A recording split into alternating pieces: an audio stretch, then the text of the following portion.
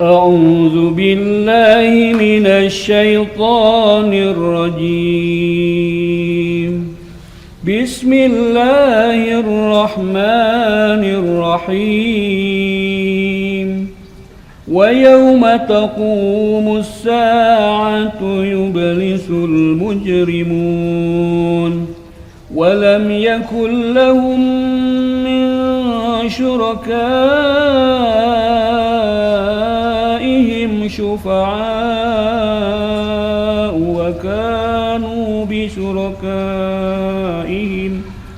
وكانوا بشركائهم كافرين.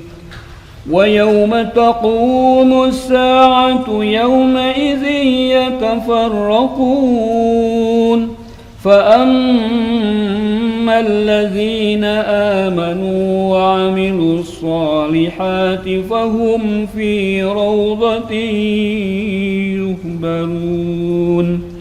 وأما الذين كفروا وكذبوا بآياتنا ولقاء الآخرة فأولئك في العذاب محضرون.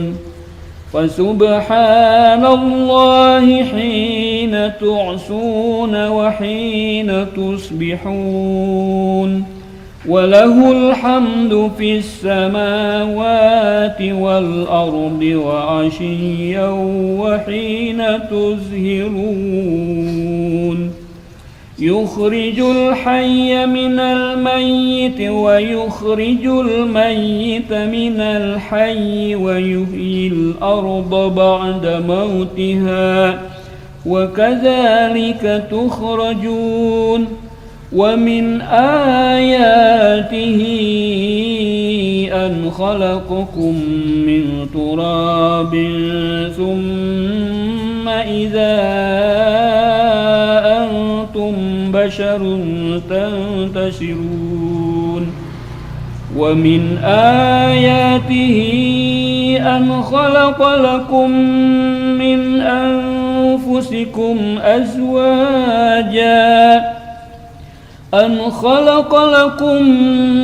أنفسكم أزواجا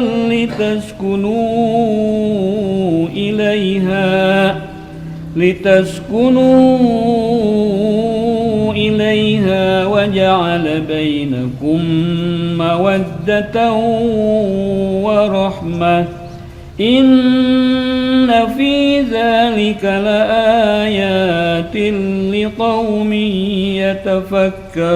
يتفكرون. ومن آياته خلق السماوات والأرض واختلاف ألسنتكم وألوانكم إن في ذلك لآيات للعالمين. ومن آياته منامكم بالليل والنهار وابتغاؤكم من فضله إن في ذلك لآيات لقوم يسمعون. ومن آياته يريكم البرق خوفا وطمعا وينزل من السماء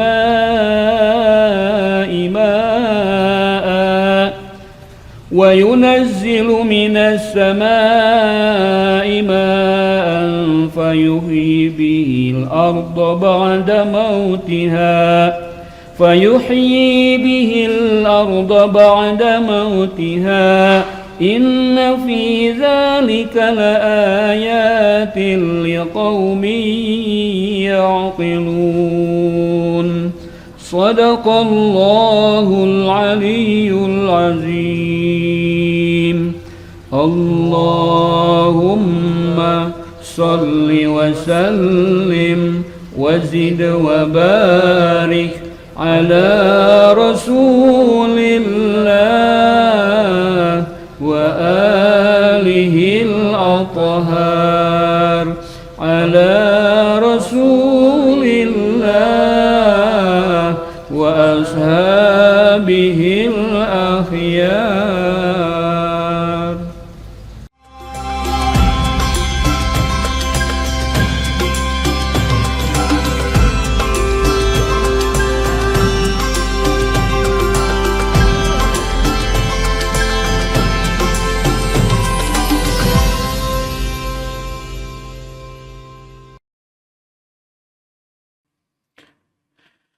A'udzubillahi minasyaitonirrajim. Bismillahirrahmanirrahim.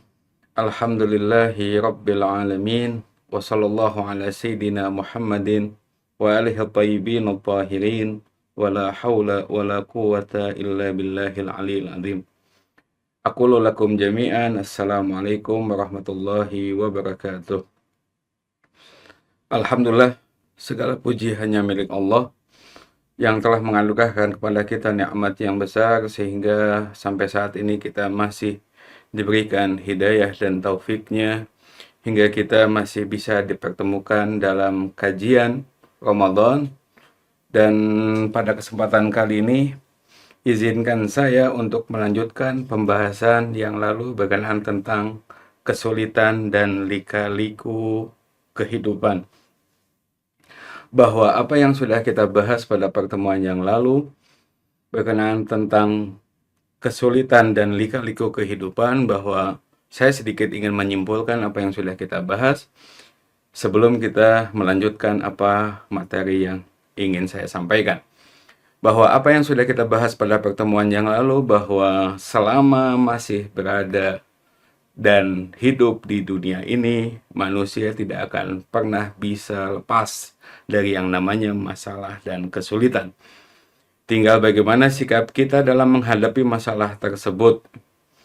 Ya, sekali lagi bahwa manusia tidak akan pernah bisa lepas dari masalah dan kesulitan. Dia hanya bisa berpindah dari satu masalah ke masalah yang lain. Ketika selesai satu masalah, maka dia akan pindah ke masalah yang baru. Dan di masalah yang baru itu selesai, maka dia akan pindah lagi ke masalah yang lain lagi. Sehingga kita sekali lagi tidak akan pernah bisa lepas dari yang namanya kesulitan. Tinggal bagaimana sikap kita dalam menghadapi masalah tersebut. Apakah kita akan berputus asa atau menjadi orang yang sabar dan ridho terhadap ketentuan Allah Subhanahu wa Ta'ala.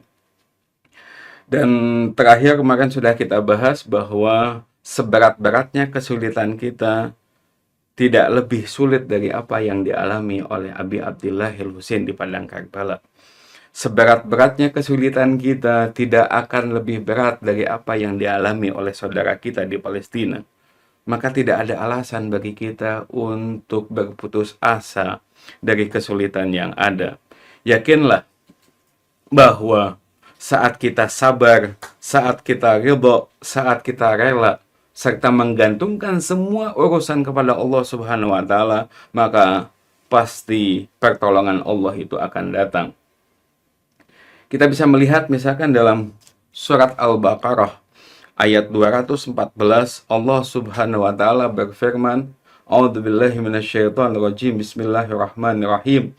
Am hasibtum an tadkhulul jannata walamma ya'tikum mathalul ladzina khalau min qablikum massathumul ba'sa wad-dharra wa zulzilu hatta yaqula rasulu wal ladzina amanu ma'ah mata nasrullah ala inna nasrullahi qarib.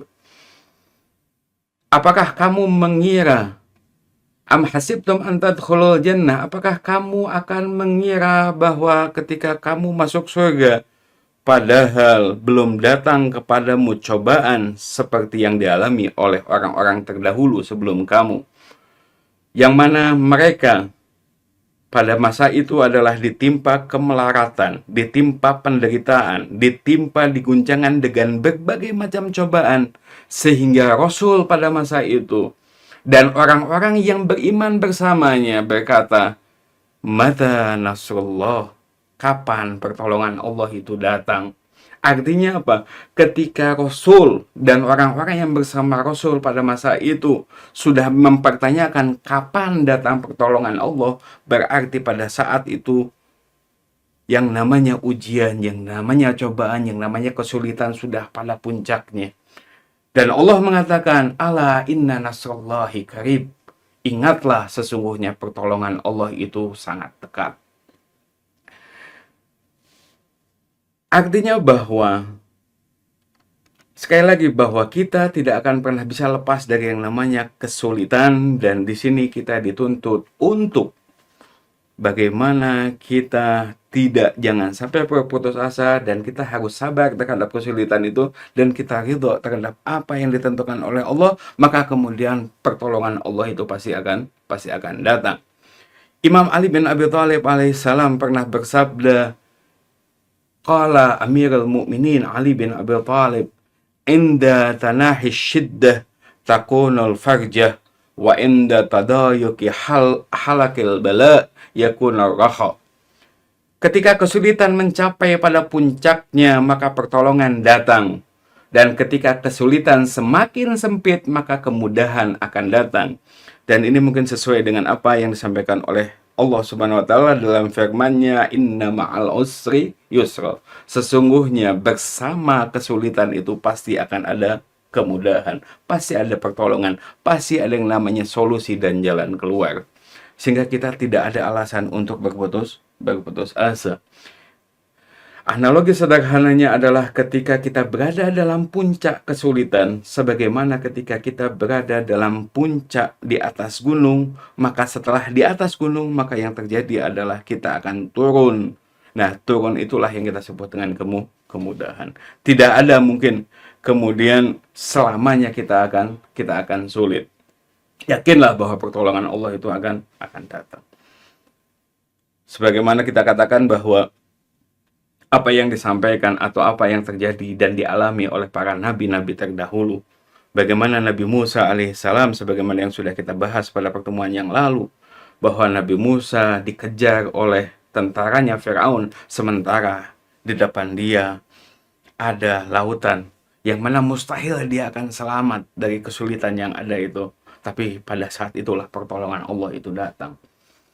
Bagaimana Nabi Allah Yusuf alaihissalam yang kemudian difitnah,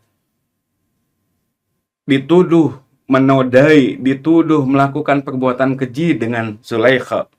Tapi kemudian pada saat itu pertolongan Allah datang, dan kemudian seorang anak kecil yang mustahil pada saat itu bisa berbicara, namun dia berbicara. Bagaimana Nabi Allah Ibrahim alaihissalam diselamatkan dari api Raja Namrud.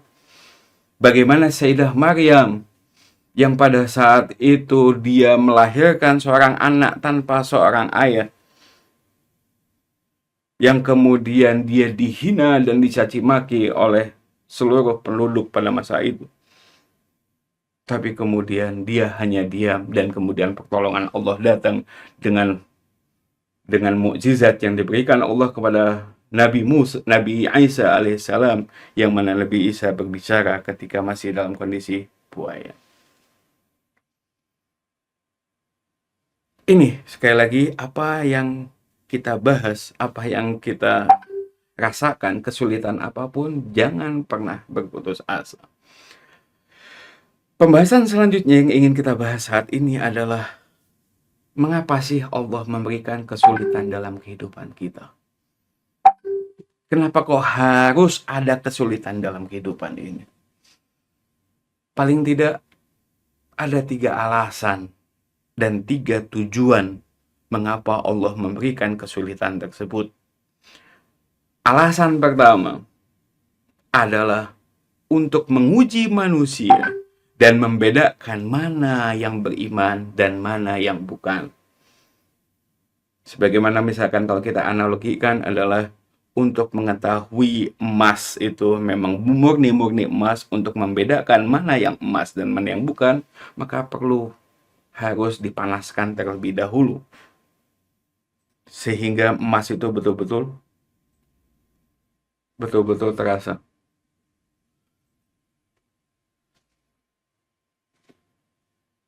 Untuk Alasan sekali lagi, alasan yang pertama adalah untuk menguji manusia dan membedakan mana yang beriman dan mana yang bukan. Dan ini tertera dalam surat Al-Ankabut ayat 2 dan ayat 3. Ketika Allah Subhanahu wa taala berfirman, "A'udzubillahi minasyaitonirrajim. Bismillahirrahmanirrahim. Ahasiban nas ayyutraku ayyaqulu amanna wa hum la yuftanun." Apakah manusia itu akan mengira bahwa mereka akan dibiarkan saja ketika mereka mengatakan kami telah beriman, sedang mereka tidak diuji? Apa bukti keimanan mereka? Sehingga untuk membuktikan keimanan mereka, Allah harus menguji terlebih dahulu. Sebagaimana Allah menguji kaum-kaum terdahulu, sebagaimana ayat lanjutannya, walaqad fatannal ladzina min qablihim falya'lamannallahu alladhina sadaqu walaya'lamannal kadhibin.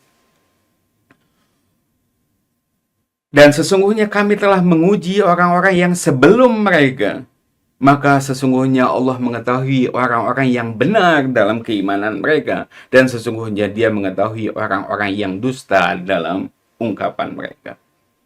Artinya bahwa dengan ujian maka bisa diketahui mana yang beriman dan mana yang tidak. Dan tentunya sekali lagi bahwa orang yang beriman tidak akan pernah berputus asa.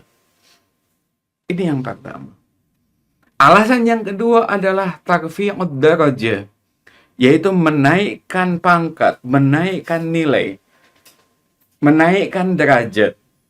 Seperti yang disampaikan oleh atau yang difirmankan oleh Allah Subhanahu wa taala berkenaan tentang ujian yang diberikan Allah kepada Nabi Allah Ibrahim alaihissalam.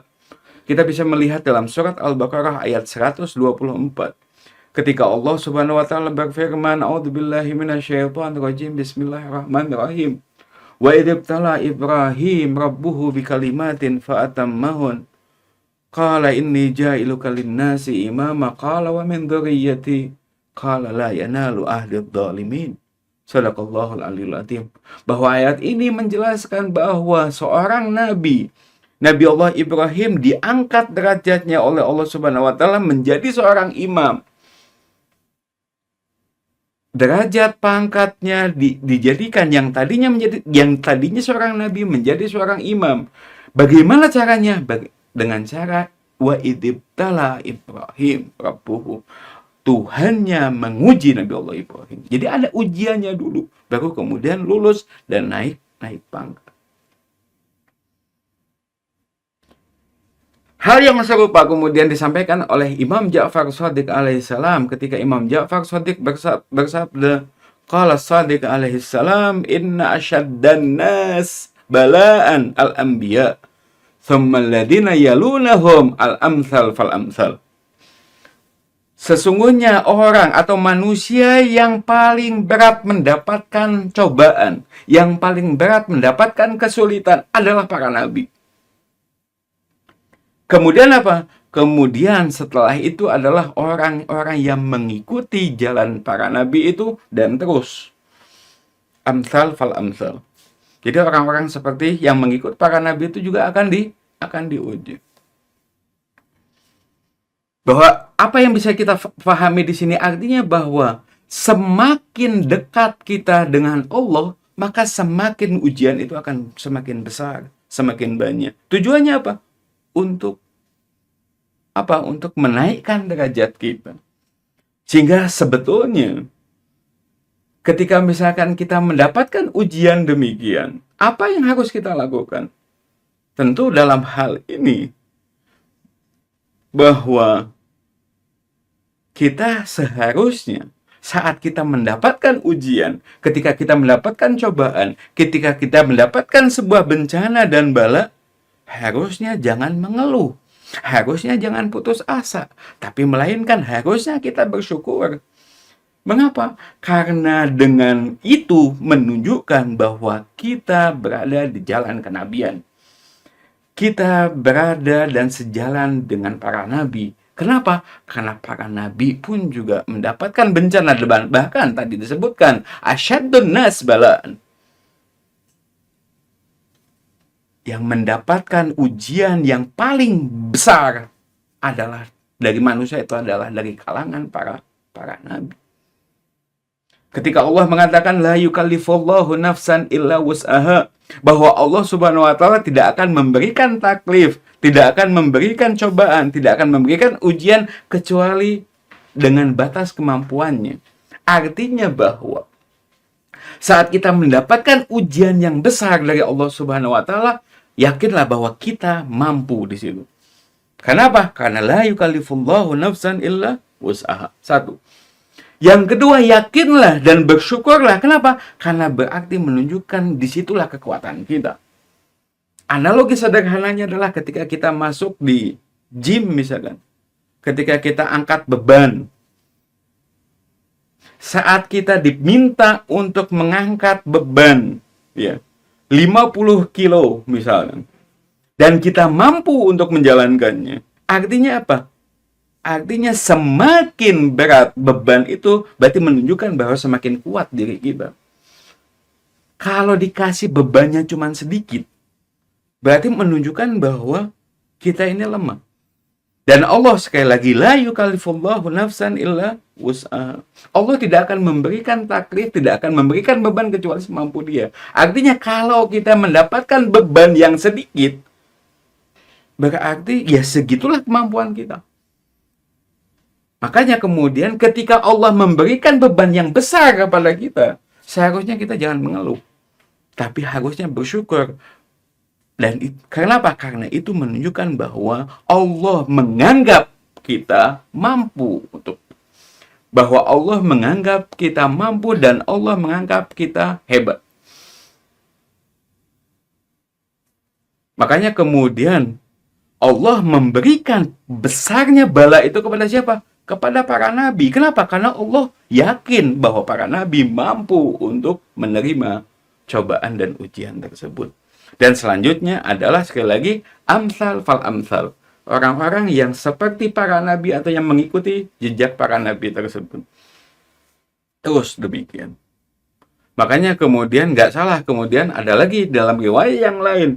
Dari sekian banyak manusia itu yang mendapatkan cobaan yang paling besar itu adalah para nabi. Dan dari sekian para nabi itu yang mendapatkan cobaan paling besar adalah Sayyidil Wujudi Muhammad sallallahu alaihi wasallam. Ketika dikatakan inna asyaddal bala kana ala nabiyillah Muhammad sallallahu alaihi wasallam. Sesungguhnya bala atau bencana yang paling besar dimiliki, yang diterima oleh manusia adalah Nabi Muhammad sallallahu alaihi wasallam. Sehingga tidak salah kemudian Allah menobatkan Nabi Muhammad sebagai makhluk yang paling mulia. Ini yang kedua. Dan yang ketiga adalah kenapa Allah memberikan ujian kepada kita? Allah memberikan bala kepada kita. Allah memberikan kesulitan kepada kita. Alasan yang ketiga adalah kafaratud dzunub. Untuk menutupi segala dosa yang kita lakukan. Kalau yang tadi untuk mengangkat derajat, maka yang ketiga adalah karena kita memiliki banyak dosa, maka kemudian Allah untuk menutupi dosa itu, Allah akan uji dengan berbagai macam kesulitan. Dan ini adalah bentuk dari rahmat Allah Subhanahu wa ta'ala. Supaya apa? Supaya dalam tanda kutip Allah menyucikan, mensucikan kita dari dosa. Sehingga ketika kita kelak mati dan kemudian dibangkitkan di akhirat, kita sudah tidak lagi punya dosa. Kenapa? Karena sudah mendapatkan kafarahnya di dunia ini.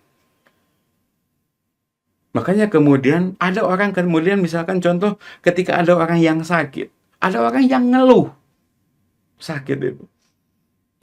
Yang mana sakit itu sepanjang hidup dia kemudian tidak sembuh-sembuh, akhirnya dia mengeluh. Tapi andaikan dia mengetahui rahasia di balik sakit itu, maka dia akan memohon kepada Allah Subhanahu wa taala untuk diberikan sakit itu sepanjang hidupnya. Kenapa? Karena dengan sakitnya itu dia akan mendapatkan derajat yang tinggi kelak di akhirat. Bisa jadi dosa-dosa yang selama ini dia lakukan itu hilang dan tidak dihitung dosa lagi kelak di akhirat. Kenapa? Karena sudah diganjar dan sudah mendapatkan kafarohnya di dunia ini dengan dosa, dengan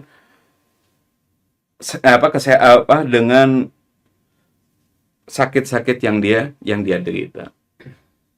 Sehingga apa yang harus kita lakukan ketika ini adalah kafaratud dzunub? Kalau memang kesulitan itu adalah merupakan kafarah dzunub, maka untuk kita lepas dari yang namanya kafar, untuk kita lepas dari yang namanya kesulitan itu, apa yang harus kita lakukan? Maka yang harus kita lakukan adalah kita harus memperbanyak istighfar. Yang harus kita lakukan adalah kita harus bertaubat. Yang harus kita lakukan adalah kita harus pengakuan dosa. Itu yang harus kita lakukan. Kenapa kita harus banyak beristighfar? Kenapa kita harus mengakui dosa? Kenapa kita harus bertobat? Tujuannya adalah supaya segala kesulitan itu dihilangkan oleh Allah Subhanahu wa taala. Kenapa? Karena dengan istighfar maka dosa itu insya Allah diampuni oleh Allah Subhanahu wa taala. Sehingga ketika tidak ada dosa lagi, maka tidak ada lagi alasan untuk kafaratul dzunub. Saat kita bertaubat, maka kemudian segala macam dosa yang kita lakukan itu akan dihilangkan. At-taibu minadz dzambi kaman la dzambalah. Orang yang bertaubat dari dosa seakan-akan dia tidak memiliki dosa. Dia seperti bayi yang baru dilahirkan.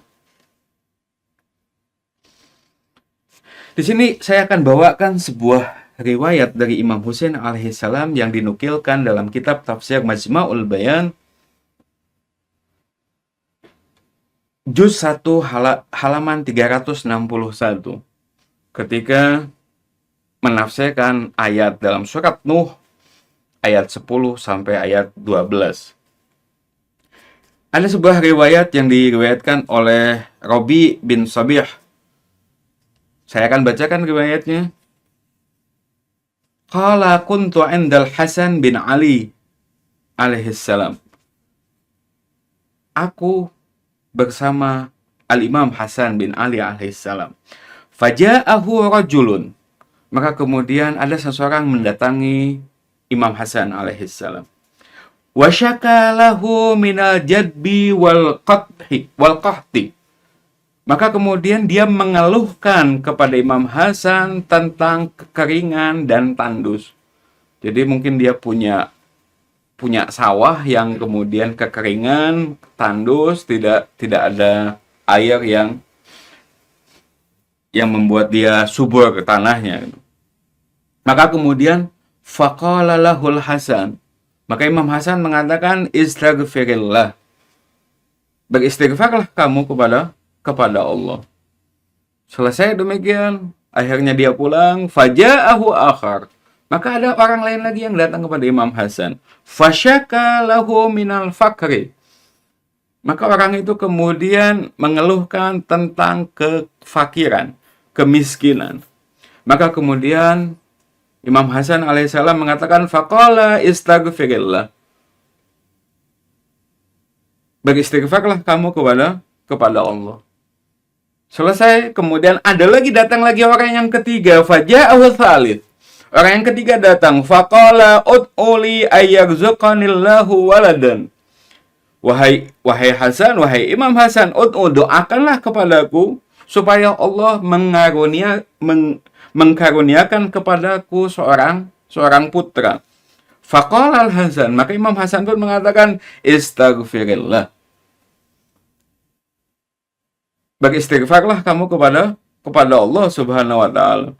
Maka kemudian yaqulu Rabi, perawinya mengatakan, Rabi mengatakan fa'ajabtu wa qultu lahu, maka aku heran dan kemudian aku mengatakan ma min ahadin ya'tika wa yashku ilaika amrah wa yatlubun ni'mah illa amartahu bil istighfar wa taubah ilallah.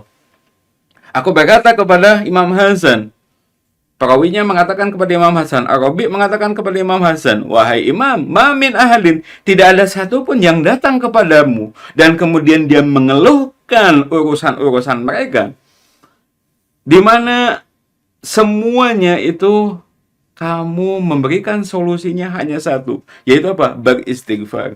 Dengan berbagai macam masalah tadi, ada 3 orang dengan masalah yang berbeda-beda, tapi Imam Hasan memberikan satu solusi saja, yaitu solusinya adalah bertaubat dan beristighfar. Maka Imam Hasan, apa yang Imam Hasan katakan? Fa'ajabahu. Maka Imam Hasan mengatakan, innama qultuhu lam yakun min nafsi.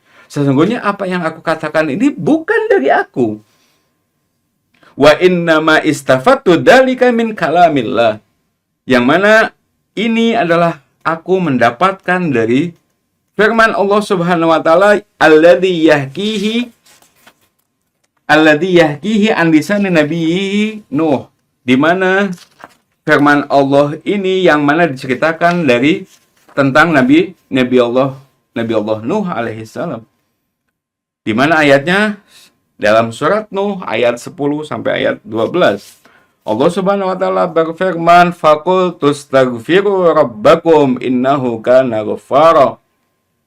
Lalu aku berkata kepada mereka, Nuh. Nah, lisan Nuh, ya. Ucapan Nuh. Jadi Nabi Nuh berkata kepada umatnya. Nabi Nuh mengatakan kepada umatnya, mohonlah ampun, istaghfiru rabbakum, mohonlah ampun kepada Tuhanmu. Innahu kana ghaffara, sesungguhnya dia adalah maha pengampun.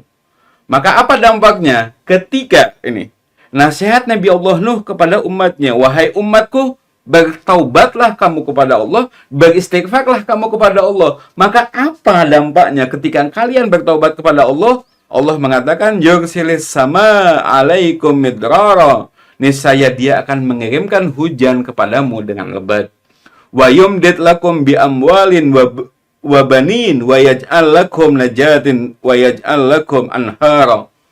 Dan Allah akan membantumu dengan memperbanyak harta dan anak-anakmu, menciptakan kebun-kebun rindang untukmu, dan membuat sungai-sungai yang mengalir untukmu. Artinya apa yang bisa kita sampaikan di sini? Bahwa bisa jadi segala macam kesulitan hidup yang kita alami saat ini, salah satu alasannya adalah karena banyaknya dosa yang kita lakukan. Sehingga solusinya untuk lepas atau untuk keluar dari masalah tersebut, untuk keluar dari segala macam kesulitan hidup itu, caranya adalah cuma satu, yaitu beristighfar dan bertaubat kepada Allah Subhanahu wa ta'ala. Ada beberapa riwayat yang mendukung hal ini. Saya akan bawakan 2 riwayat di sini. Ketika Rasulullah SAW bersabda, annahu qala man aktsaral istighfar ja'alahu Allahu lahu min kulli hammin farjan wa min kulli daikin mahraja. Barang siapa yang memperbanyak istighfar, maka Allah akan menjadikan untuknya di setiap di setiap kesusahan, farjan. Di setiap kesusahan akan ada kemudahan. Wa min kulli daikin mahraja, dan di setiap kesempitan pasti akan ada jalan keluar. Apa syaratnya? Man aktsaral istighfar. Barang siapa yang memperbanyak istighfar. Dalam riwayat yang lain disebutkan, man katsarat humumuhu falaihi bil istighfar. Barang siapa yang banyak kesusahannya dalam kehidupannya, maka hendaknya dia melakukan atau memperbanyak istighfar. Kalau kita ingin belajar dari Nabi Allah Yunus alaihissalam, saat dia berada dalam kesulitan di kegelapan malam, bagaimana kemudian kita mengetahui sejarahnya, bagaimana Nabi Allah Yunus alaihissalam ketika di tengah malam, yang kemudian dia terpaksa untuk dilemparkan dari bahtera, dari kapal yang kemudian dia terombang-ambing di lautan di tengah malam, yang kemudian akhirnya ada ikan yang kemudian memakan dia. Maka kemudian yang dia lakukan pada saat itu adalah, dalam tanda kutip, dia melakukan pengakuan dosa. Walaupun sekali lagi kita memahami bahwa para nabi itu maksum, nabi tidak memiliki dosa. Tapi di sini kemudian dia mengakui bahwa dirinya itu berdosa, yang mana kita katakan bahwa dosa ini adalah dosa nisbi. Menurut dia dosa, padahal secara syariat dia tidak melakukan dosa. Tapi karena dia untuk menghilangkan kesulitan itu, supaya Allah Subhanahu wa taala menghilangkan kesulitan-kesulitan yang dialami oleh Nabi Yunus pada saat itu. Bayangkan, di tengah-tengah lautan, di kegelapan malam, dan kemudian berada di perut ikan. Maka kemudian Nabi Allah Yunus alaihissalam membaca sebuah doa, di mana doa itu pengakuan bahwa dirinya melakukan dosa. Dia beristighfar kepada Allah Subhanahu wa ta'ala. Apa bunyi doanya? Nabi Allah Yunus menyebutkan, La ilaha illa anta subhanaka inni kuntu minadh dhalimin. Sehingga kita pun juga sebisa mungkin membaca doa ini. Ketika kita dalam kondisi kesulitan, belajarlah dari Nabi Allah Yunus ini dengan mengatakan La ilaha illa anta subhanaka inni kuntu minadh dhalimin. Tiada Tuhan selainmu, maha suci Engkau ya Allah. Inni kuntu minadh dhalimin, sesungguhnya aku adalah termasuk orang-orang yang zalim. Maka ketika Nabi Yunus alaihissalam menyebutkan doa tersebut, maka Allah kemudian mengatakan fastajabna lahu wa najjaynahu minal gham wa kadzalika nunjil mu'minin. Maka kami, kata Allah, kami telah istajabna, kami telah mengijabah doa Nabi Yunus tersebut. Wa najainah, dan kami pun telah menyelamatkan dia dari kesusahan itu. Wa kadzalika nunjil mu'minin, demikianlah kami menolong orang-orang yang mukmin. Jadi apa yang bisa kita sampaikan, apa yang kita bisa simpulkan pada kesempatan kali ini, bahwa sekali lagi, perbanyaklah istighfar, karena bisa jadi dosa yang kita lakukan itu adalah bukti nyata dari kesulitan-kesulitan yang kita hadapi. Dan kebetulan sekarang adalah bulan Ramadan, di mana bulan Ramadan kita ketahui salah satu dari bulan Ramadan adalah bulan taubat dan bulan istighfar. Ini adalah kesempatan kita untuk mendekatkan diri kepada Allah, kesempatan kita untuk banyak-banyak beristighfar, kesempatan kita untuk kembali kepada kepada jalan yang ditentukan oleh Allah Subhanahu wa ta'ala. Dan menurut Imam Ali alaihissalam dalam Nahjul Balaghah, bahwa ada apa sih hakikat mal istighfar? Apa sih hakikat istighfar itu? Imam Ali menyebutkan dalam kitab Nahjul Balaghah bahwa ada syarat-syaratnya beristighfar itu. Paling tidak yang pertama adalah dia menyesali apa yang telah dia lakukan. Dan yang kedua adalah dia memiliki niat yang kuat untuk tidak kembali melakukan dosa yang dia lakukan. Yang ketiga adalah kalau dosa itu berhubungan dengan hablum minan nas, kalau hubungannya dengan urusan dengan manusia, maka hendaknya dia mengembalikan hak-hak manusia tersebut. Kenapa? Karena selama apapun kita beristighfar, kalau itu menyangkut hak orang lain, yang mana orang lain itu tidak terima atau tidak ridho terhadap apa yang kita lakukan, maka istighfar kita tidak akan pernah bisa diterima, kecuali kita meminta maaf terlebih dahulu kepada dia, dan kemudian dia memaafkan atau mengembalikan hak-hak. Sehingga menurut Imam Ali, sekali lagi, bahwa Imam Ali menyebutkan syarat-syarat beristighfar adalah bukan hanya mengucapkan istighfar, tapi kemudian dia harus ada rasa penyesalan. Yang kedua adalah dia berniat untuk tidak kembali lagi untuk melakukan hal tersebut. Kalau itu berurusan dengan hak-hak orang lain harus diberikan. Kalau itu urusannya dengan hak-hak Allah, kewajiban-kewajiban yang dia tinggalkan, maka itu harus dia qadha kewajiban-kewajiban tersebut. Dan juga tentunya dia harus merasakan kesulitan-kesulitan dalam hidupnya. Kenapa? Untuk mensucikan diri. Kalau memang betul itu, misalkan ada hal-hal yang haram yang kemudian dia makan, itu cara mensucikannya itu dengan Allah memberikan kesulitan-kesulitan. Baru kemudian kita mengucapkan istighfar.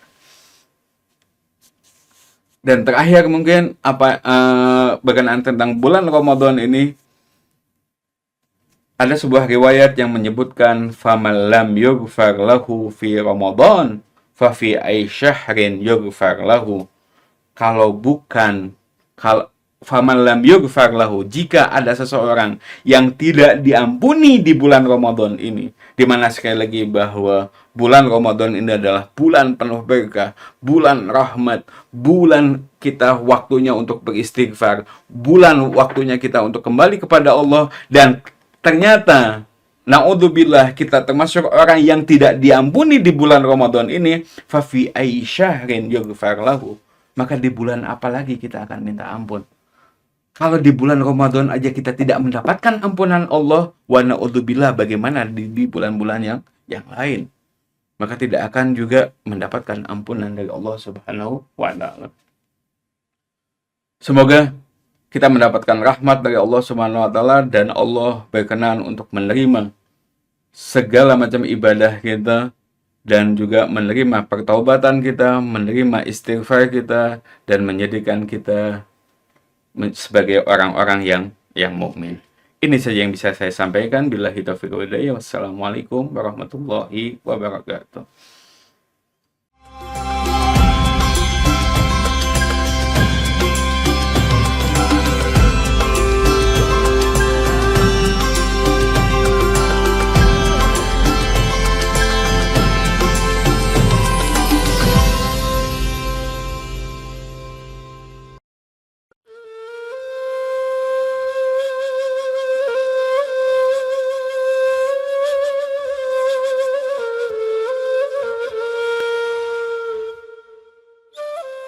Assalamualaikum warahmatullahi wabarakatuh. Alhamdulillah rabbil alamin, wassalatu wassalamu ala sayyidil anbiya'i wal mursalin wa ala alihi thayyibin tahirin wa ashabihil muntajabin. Kita akan bacakan sebuah riwayat berkenaan dengan bismillahirrahmanirrahim. Sayyidina Ali karamallahu wajhah ketika ditanya tentang apa yang dimaksud dengan bismillahirrahmanirrahim, beliau berkata, Tuhan adalah zat yang kamu rindukan ketika kamu menghadapi kesulitan dan kesusahan. Ketika kita mengucapkan bismillahirrahmanirrahim, bismillah itu kan artinya dengan nama Allah yang maha kasih, maha sayang. Kata sebagian ulama, sebetulnya bismillah itu adalah kelanjutan dari kalimat yang tidak kita sebut. Sebelumnya ada kalimat, kan langsung saja dengan nama Allah yang maha kasih, maha sayang. Apa yang dikira-kirakannya?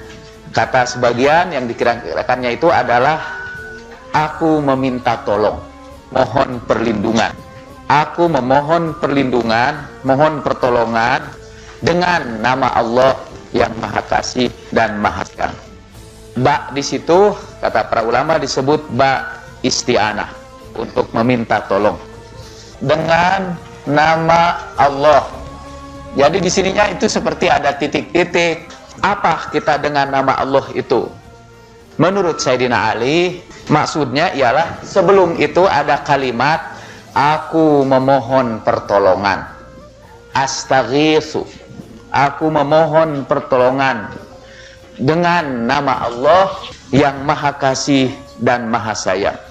Kata beliau, ay asta'inu ala umuri kulliha billahi alladhi la tahiqqul ibadatu illa lahu al-mughith idha stughitha wal mujib idha du'ya.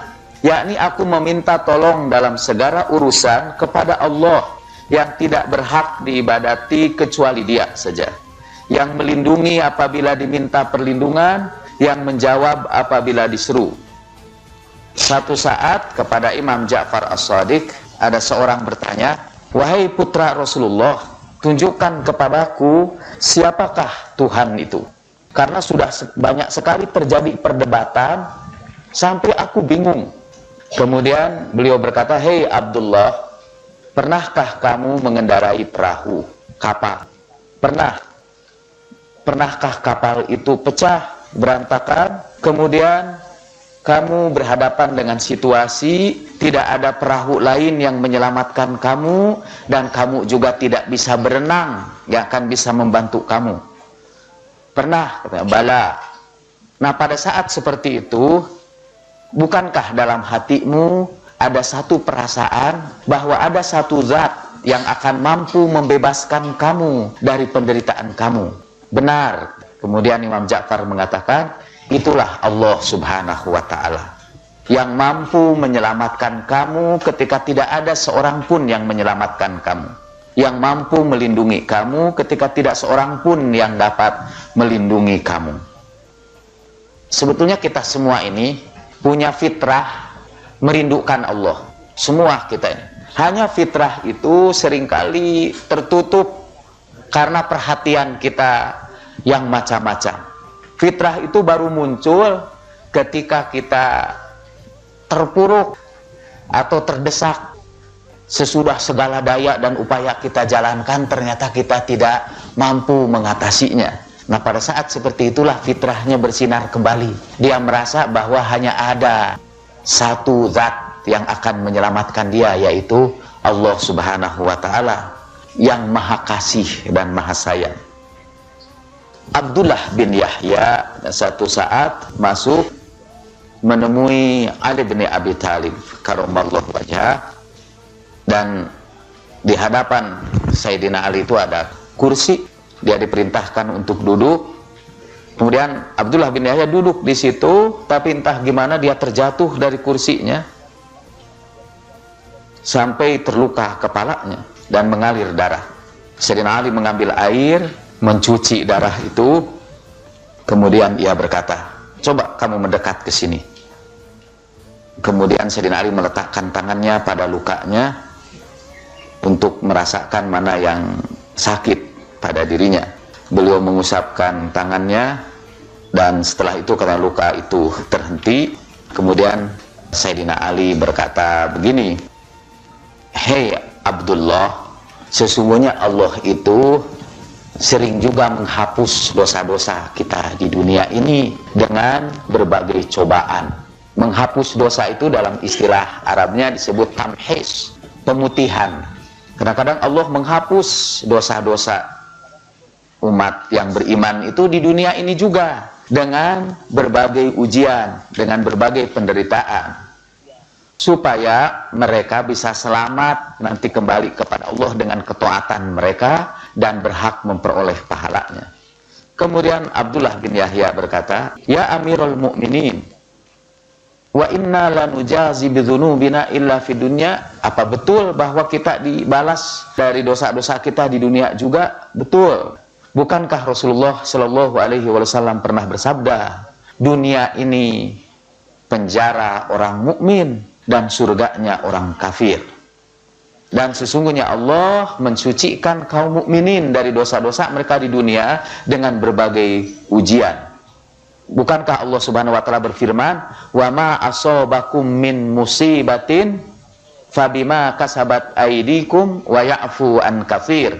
Itu surat Asy-Syura ayat 30. Bukankah kalau ada musibah menimpa kamu, itu sebetulnya karena hasil kerja kamu juga, dan supaya Allah maafkan dosa-dosa kamu yang banyak.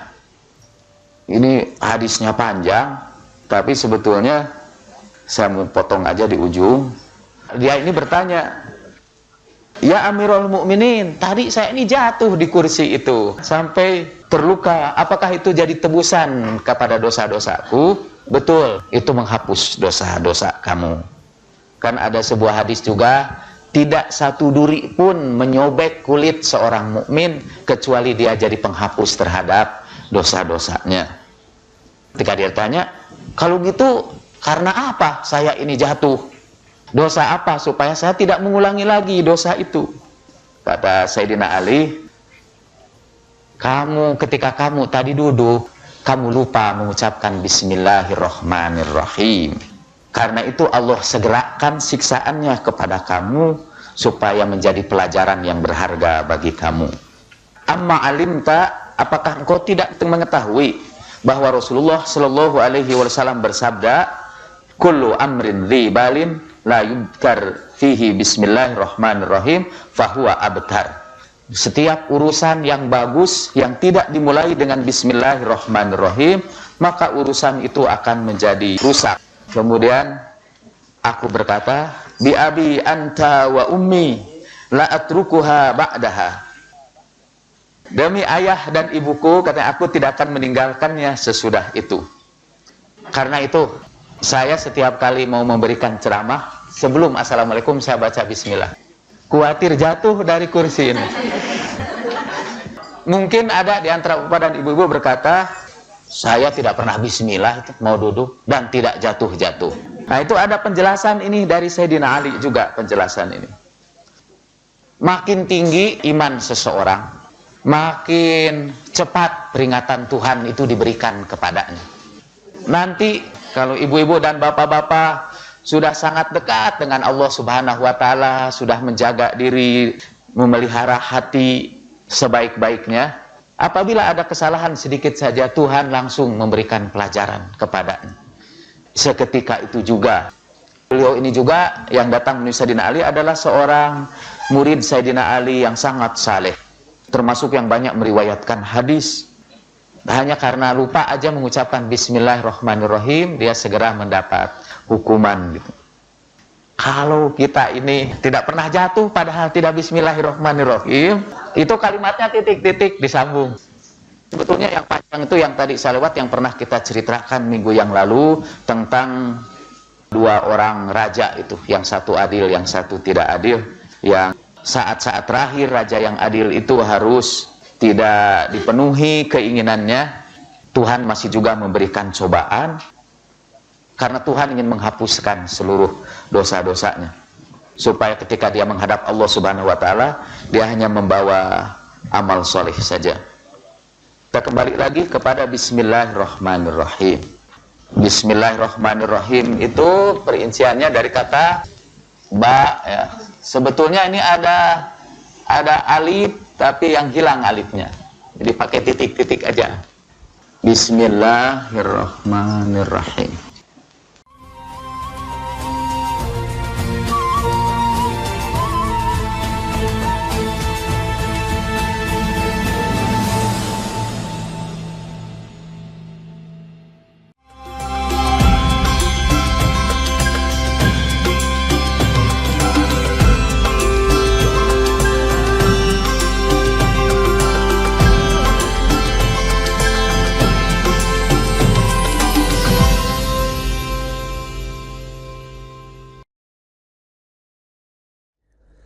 Bismillahirrahmanirrahim. Allahumma salli ala Sayyidina Muhammadin wa ali Sayyidina Muhammad. Allahumma ij'alni fihi ila mardatika dalila wa la taj'al lish-shaytani fihi alayya sabila waj'alil jannata li manzilan wa maqila Ya qadi hawaij at-talibin. Allahumma ya Allah, berikan padaku di bulan ini petunjuk menuju ridhamu. Jangan kau biarkan syaitan menemukan jalan dalam diriku. Jadikan surga tempat kembali dan menetapku. Wahai yang memenuhi kebutuhan setiap pencari.